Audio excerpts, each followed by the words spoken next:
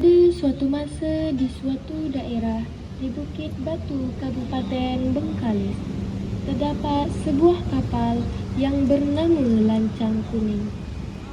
Kapal tersebut ialah kepunyaan seorang raja yang dikenal dengan nama Datuk Laksamana Perkasa Alim. Pada suatu hari, para dayang pun datang menuju istana menampilkan sebuah tarian dalam rangka merayakan hari jadinya kapal Lancang Kuning.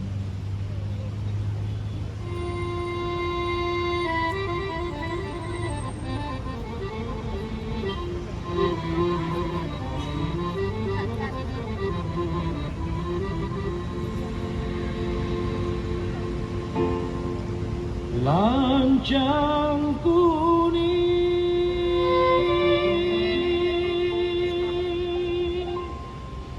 lancang kuning berlayar malam, hai berlayar malam.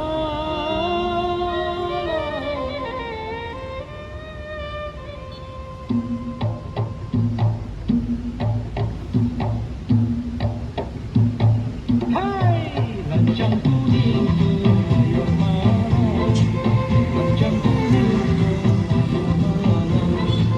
lancang kuning berlayar malam, lancang kuning berlayar malam. Lancang kuning, lancang kuning berlayar malam, berlayar malam.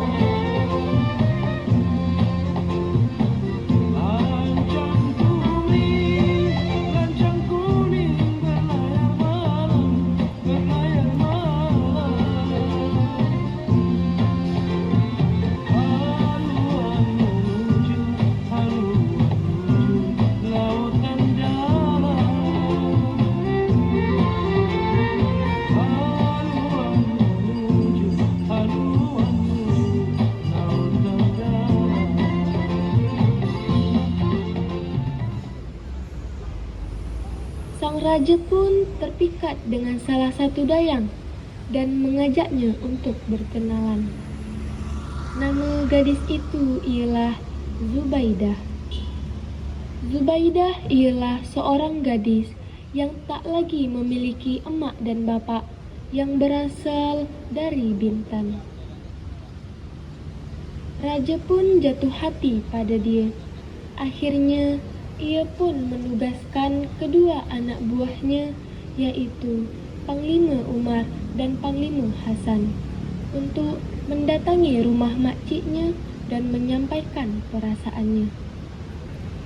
Keesokan harinya, Panglima Umar dan Panglima Hasan pun datang menemui Zubaidah atas perintah raja. Mereka memberitahu Zubaidah bahawa raja tertarik kepada dia.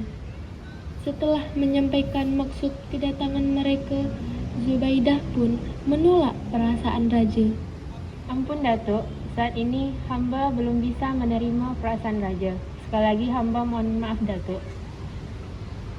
Lepas tu, Panglima Umar dan Panglima Hasan pun meninggalkan rumah makcik Zubaidah.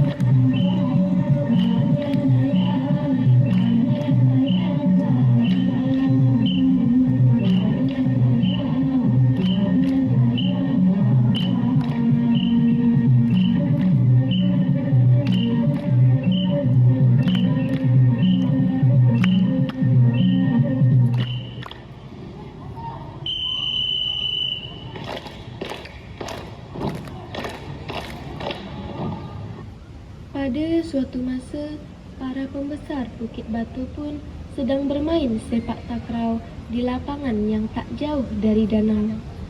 Bersamaan dengan itu pula, gadis desa dan Zubaidah tengah bermain kat danau. Tiba-tiba, terdengarlah suara seseorang membagi tahu bahwasannya ada yang terjatuh. Ternyata orang yang terjatuh itu ialah Zubaidah. Namun, seseorang panglima pun dengan sigap lari ke arah danau untuk menyelamatkan Zubaidah. Seseorang itu ialah Panglima Umar. Lepas kejadian tu, timbullah perasaan cinta Zubaidah kepada Panglima Umar. Begitu pula dengan Panglima Umar. Akhirnya, mereka pun memutuskan untuk memohon restu kepada raja agar diperbolehkan untuk segera menikah. Mendengarkan apa yang terjadi, raja begitu murka. Raja pun tak menyangka bahawa yang dicintai oleh Zubaidah ialah Panglima Umar. Panglima Umar dan Zubaidah pun tak henti untuk mengucapkan kata maaf agar hubungan mereka direstui. Akhirnya, raja pun luluh dan meredakan emosinya secara perlahan. Raja pun akhirnya menghargai hubungan mereka dan merestui pernikahan antara Zubaidah bersama Panglima Umar. Panglima Hasan pun tampak murka. Ia akan tetap mencari cara untuk memisahkan Zubaidah dengan Panglima Umar.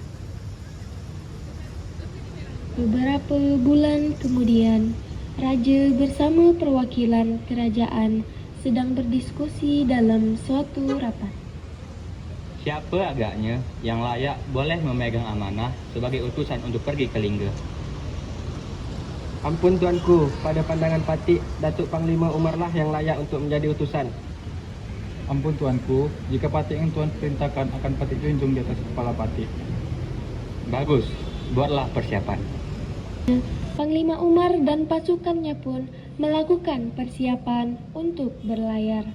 Tak lupa ia meminta doa keselamatan selama perjalanan kepada istrinya serta meminta tolong kepada teratai dan Panglima Hasan untuk menjaga istrinya sebelum ia pergi. Lepas tu, berangkatlah Panglima Umar ke Lingga diiringi tangisan istrinya Zubaidah.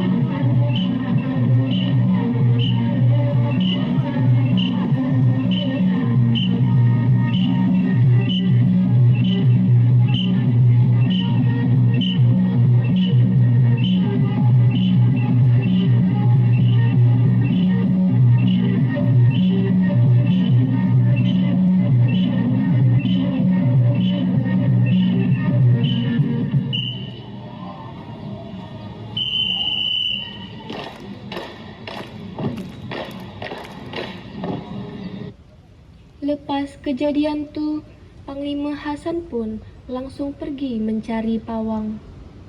Panglima Hasan pun mengancam pawang untuk bekerja sama dalam tujuan buruknya. Pawang, Patih ingin Tuk Pawang dapat membantu Patih dalam membalas perbuatan Zubaidah. Ia telah mempermalukan saya. Rencana apa yang maksud Datuk? Dah 2 kali kapal lancang kuning dibatalkan ketika hendak berlayar. Inilah kesempatan kita untuk menjadikannya sebagai alasan. Saya mahu Tuk Pawang sembahkan kepada Raja, katakan bahawa kapal lancang kuning minta disemah dengan darah perempuan bunting sulung. Kalau tidak, pelayaran terkendala dan Raja akan mendapatkan bencana. Hamba tak berani, Datuk. Hamba tak pernah membawa pesan dusta kepada Raja. Kalau Tuk Pawang tak ikut kemauan saya akan semah lancang kuning dengan darah Tuk Pawang. Pawang yang terpaksa mengikuti keinginan Panglima Hasan pun akhirnya pergi menghadap Raja ke istana, melaksanakan rencana jahat dari Panglima Hasan. Ia menyampaikan pesan kepada Raja bahawa pelayaran kapal lancang kuning dapat dijalankan apabila terdapat sesajen atau semahan.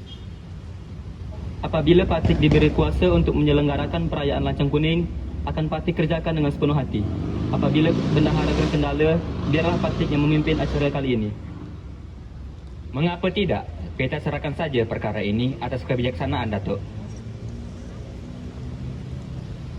Raja pun menyetujui pengajuan Panglima Hasan dan Pawang tanpa mengetahui siapakah orang yang akan dijadikan persembahan untuk pelayaran kapal lancang kuning ke laut. Perintah Hasan, segerombolan pengawal dengan tombaknya pun datang untuk menjemput Zubaidah. Ada apa hal, Datuk? Adakah berita buruk mengenai suami hamba?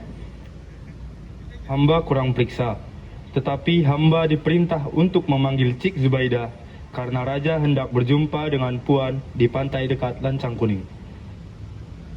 Raja, baiklah, hamba ambil selendang dulu. Teratai, kau ikut samalah temankan aku. Iyalah, Kak. Akhirnya Zubaidah dan Teratai pun pergi ke pantai dekat Lancang Kuning. Namun, bukannya Raja yang ditemui, ia langsung disergap oleh pengawal Panglima Hasan lainnya. Apa ni? Tolong lepaskan hamba. Kenapa hamba yang ditangkap? Abang, ada apa ni? Pengawal, bawa Teratai pergi. Teratai pun ditahan oleh pengawal lain. Kemudian Zubaidah diikat tangannya dan dibaringkan di pasir pantai. Tolonglah, kasihanilah hamba. Kalaulah nyawa hamba diperintah menjadi korban, tunggulah sampai suami hamba pulang. Sayangnya, Zubaidah pun tak terselamatkan lagi. Ia sudah dijadikan semahan atas peluncuran kapal lancang kuning oleh Panglima Hasan.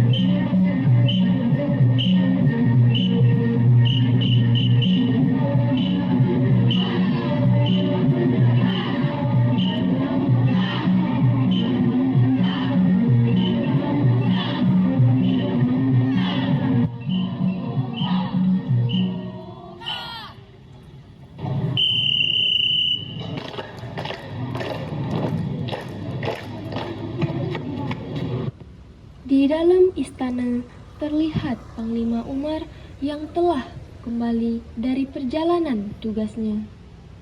Umar. Ya, Datuk. Ada apa? Begini, Umar. Selama kau pergi, telah terdapat bencana. Raja baru tahu kabar ni setelah diberitahu oleh Teratai. Saat ini, Pawang sedang ditindaklanjuti oleh Raja. Panglima Hasan dan Pawang telah berdusta kepada Raja bahwa syarat meluncurkan kapal lancang kuning memerlukan semahan. Raja menyetujui tanpa mengetahui siapa yang dijadikan semahan. Ternyata, semahan itu ditargetkan kepada Zubaidah, istri kau. Lepas tu, Pawang ternyata juga diperintah oleh Panglima Hasan agar mengutus anak buahnya untuk menyerang kau dan prajurit saat perjalanan kemari. Lepas mendengar keseluruhan cerita dari menteri, Panglima Umar pun tampak sedih dan tak berdaya. Ia lalu meminta izin kepada menteri untuk pergi. Beberapa hari pun berlalu, Panglima Hasan pun baru tiba di tepi pantai.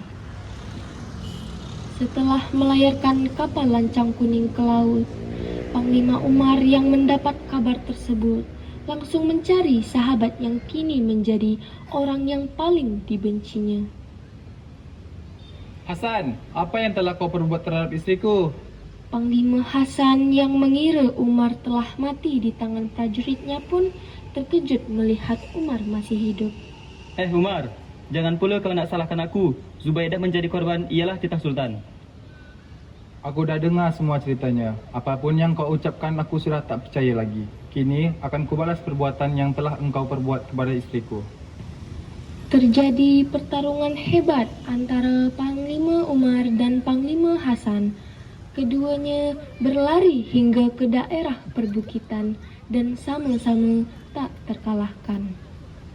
Namun, kekuatan sekaligus amarah Panglima Umar akhirnya telah berhasil mengalahkan Panglima Hasan. Lepas kejadian tersebut, Pawang dikabarkan mendapatkan hukuman dari Raja. Panglima Umar berlayar menggunakan kapal lancang kuning. Setelah memohon izin kepada Raja, hanya seorang diri.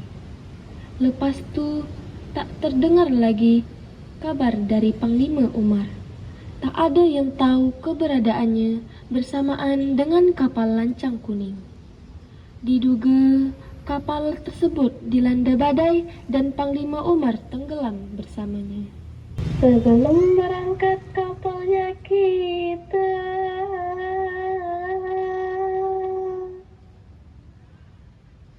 juragan memakai pakaian dahulu kala,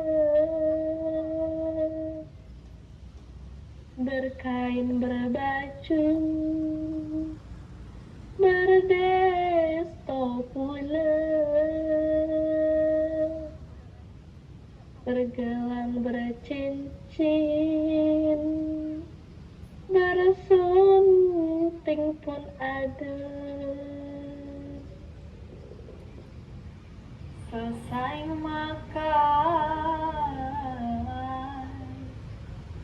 juragan dubalan, keris diambil,